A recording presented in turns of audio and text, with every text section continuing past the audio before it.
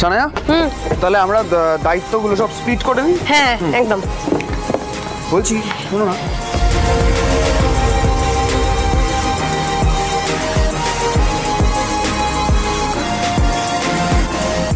কিসের প্ল্যানিং চলছে?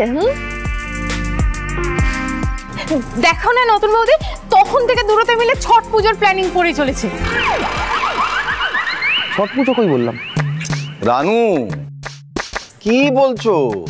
ছট পুজো নয়, দীপাবলি। হায় কপাল, আমি কি বলতে কি বলে ফেলে। আরে ওরা ছোট, ওদেরই তো মজা করার সময়। সানায়া, ভেঙ্কি, একটা কথা শোনো, জেঠুমনির শরীরটা ভালো নয়, তাই এবার আর বেশি ধুমধাম করে কিছু করবার দরকার নেই, কেমন? কেমন বাসুদেব আঙ্কেল, প্রত্যেক বছর দিওয়ালি একবারই হয়, আমরা সেটা সেলিব্রেট করব না? আর তাছাড়া মুম্বাইতে তো দিওয়ালির টাইমে আমি আর বি নাইট আউট করতাম, তাই না বি? রাইট। অ্যাকচুয়ালি মুম্বাইয়ে অনেক গ্র্যান্ড ভাবে সেলিব্রেট করা হয়, কিন্তু কলকাতায় সেইভাবে আর করা হয় না। আপা, এবছর ব্রোয়ের বিয়ে হয়েছে, তাই দাদু আমাকে বলেছিল এবছরের দিওয়ালিটা যেন একদম ধামাকা হয়। আই আন্ডারস্ট্যান্ড যে দাদু শরীরটা খারাপ, কিন্তু সেলিব্রেশনটা যদি এবার ছোট করে হয় আর দাদু যদি সেটা জানতে পারে, সেটা দাদু খুব খুশি হবে না, তাই না? সেটা অবশ্য ঠিকই বলেছো। আচ্ছা করো, তোমরা প্ল্যান করো, তোমাদের মতো করে করো, আমি দেখছি। এই তো সিস চলে এসছে। সিস, এইবারে দিওয়ালি সেলিব্রেশনের সমস্ত প্ল্যানিং এর দায়িত্ব তোমার। ইয়েস বৌদি ভাই, সাজানোর দায়িত্ব, পুজোর প্ল্যানিং তোমার মতো করে কেউ করতেই পারবে না, তাই পুরো প্ল্যানিং এর দায়িত্ব কিন্তু তোমার বৌদি ভাই। না শানাই, আমি একা করে উঠতে পারবো না। আরে আমরা আছি কি করতে? হ্যাঁ, no fear when Venki is there.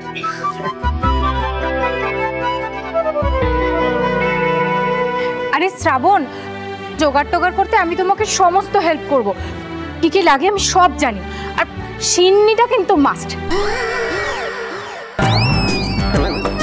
Ranu, হ্যাঁ কি বলছো? আমি কি বলতে কি বলে।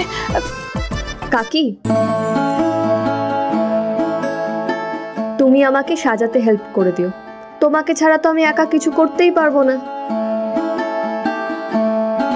ভালো মাস্কা মারতে জানো শ্রাবণ, তবে কি জানো তো, এত মাস্কা মেরেও এই বাড়ির লোকেদের মন জয় করে তুমি খুব একটা সুবিধে করে উঠতে পারবে না মাই ডিয়ার শ্রাবণ। কিন্তু কাকির তো একটা বড় কাজ আছে। কি কাজ রে সানা? হে বাবা, আমি কি আবার কিছু ভুলে গেলাম নাকি? কিচ্ছু বলোনি কাকি। আরে তুমি ছাড়া রান্না কে করবে? তোমার হাতের রান্না তো মানে জাস্ট ফাটাফাটি। এই শোনো, এবারে না অনেকটা বেশি করে বাজার করবে।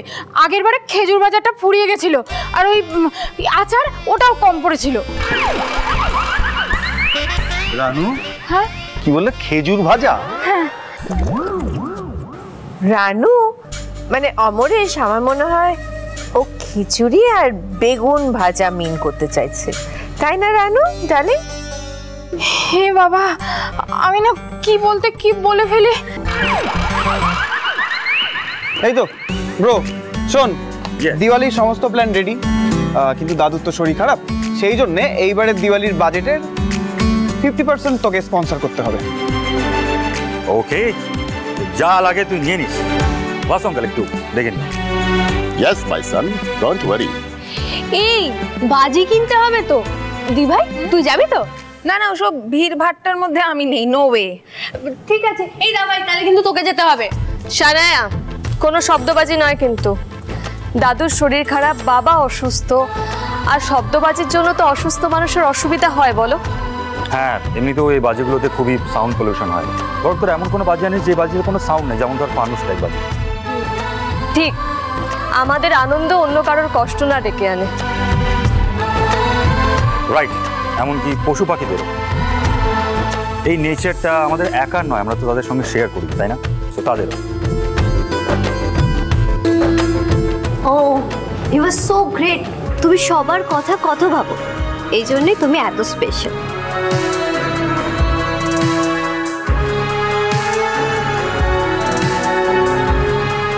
বাড়িটা সাজানোর জন্যে লাইটস আমি অর্ডার করে দেবো। কেন, আছে তো আগের বারের গুলো। কোথায় আছে সেগুলো? ছাদের ঘরে। ঠিক আছে, আমি আজ রাতে চেক করে নেব, যদি কিছু কম পড়ে আনতে হবে। তার মানে আজ রাতে শ্রাবণ ছাদের ঘরে যাবে একা। এটাই সুযোগ, তখনই ওকে। শ্রাবণ একা ছাদের ঘরে যাবে? এই চান্সটা নিশ্চয়ই অভি ছাড়বে না। ও ডেফিনেটলি শ্রাবণকে মিট করার প্ল্যান করবে। ওদের হাতে নাতে ধরার এর থেকে ভালো সুযোগ পাওয়া যাবে না। এই রোহিণী, আমরা পার্টি করব না? অফকোর্স অফকোর্স করব। দিওয়ালি পার্টি ছাড়া হয় নাকি? অফকোর্স করব, অফকোর্স করব। বি, তুমি আমাদের সঙ্গে আছো তো? অফকোর্স। All set. তাহলে এবারের দিওয়ালিটা ফাটাফাটি হবে। অনেক প্ল্যানিং তো হলো শ্রাবণ, এবার আমার প্ল্যানিংটাও শোনো। আমি কি ঠিক করেছি? আমি ঠিক করেছি এবার দিওয়ালিতে এমন ব্লাস্ট হবে, এমন বাজি আমি ফাটাবো যে তুমি, ওম, এই গোটা বাড়ির সকলে, সবাই ছিটকে যাবে, সবাই।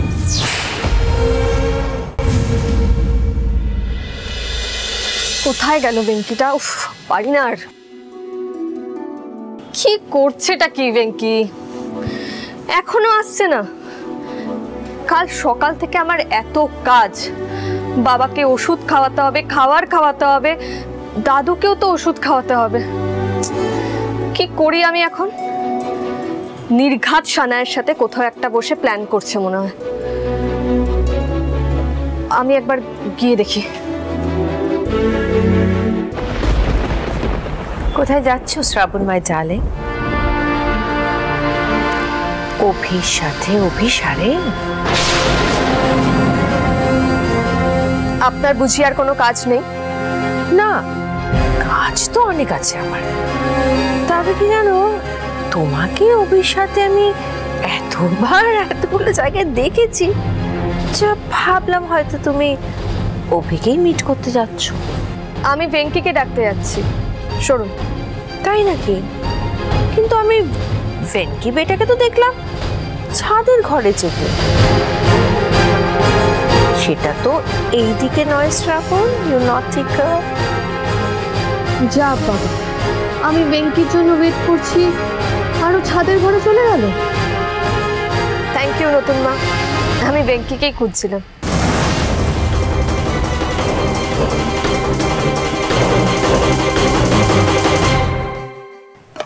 এই বেঙ্কি, এই ঘরে তো নেই, কোথায় গেল? ছাদে গেল নাকি? ছাদের দরজাও তো বন্ধ। নতুন মা তো বললো বেঙ্কি ছাদের ঘরে আছে। এসেই যখন পড়েছি লাইটগুলো দেখিনি, কিন্তু সেগুলো কোথায় আছে সেটাও তো আমি জানি না।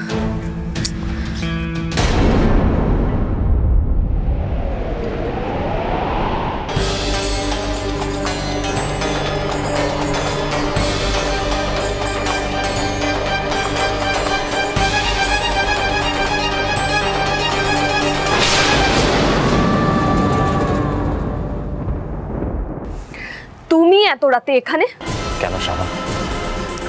তোমার আমাকে দেখে আনন্দ হচ্ছে না? তুমি কি আমাকে পেতে চাও না? দেখো, এখানে শুধু তুমি আর আমি। কতদিন পর আমি তোমাকে আমার মতো করে পেয়েছি। তোমাকে দেখে আমার গা ঘিন ঘিন করছে। তুমি যদি সত্যি আমাকে ভালোবাসতে তাহলে আমার সম্মানের প্রতি মিনিমাম একটা রেসপেক্ট থাকতো। আমি ওমকার ঘোষের স্ত্রী। যদি আমাকে এখানে কেউ তোমার সাথে দেখে ফেলে তাহলে আমার সম্মানটা কোথায় থাকবে অভি? শ্রাবণ, দেখো, আমি মানছি আমি তখন ভুল করেছিলাম, কিন্তু তুমিও জানো আমি তোমাকে ভালো না, ভালোবাসার অজুহাত দেখিও না অভি। ভালো তুমি আমাকে কোনোদিনও বাসনি, আজও ভালোবাসো না, এটা আমার কাছে খুব ক্লিয়ার। অভি, ভালোবাসায় একে অপরের প্রতি সম্মান থাকে অভি, তুমি সেই সম্মানের জায়গাটায় বারবার আঘাত করেছো, আর এখন আশা করছো আমি তোমাকে আবার ভালোবাসবো। আমি তোমাকে ঘৃণা করি অভি, তুমি এই মুহূর্তে এখান থেকে চলে যাও, এই মুহূর্তে। তোমার এই মুখের কথা আসলে নিজেকে মিথ্যে বোঝানো শ্রাবণ।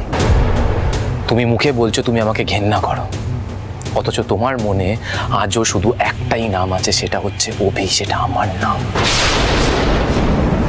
সেই নামের আমি গুনগুন শুনতে পেয়েছি শ্রাবণ। প্লিজ প্লিজ আমাকে এইভাবে ঠেলে দিও না নিজের কাছ থেকে, অ্যাটলিস্ট আজকে রাতের জন্য আমার সাথে থাকো, আমাকে নিজের সাথে থাকতে দাও। শ্রাবণ, তুমি তো আগে কখনো এরকম আনরোম্যান্টিক ছিলে না, তাহলে আজ কেন? শ্রাবণ, তুমি তো আগে এরকম আনরোম্যান্টিক ছিলে না, কি হয়েছে তোমার?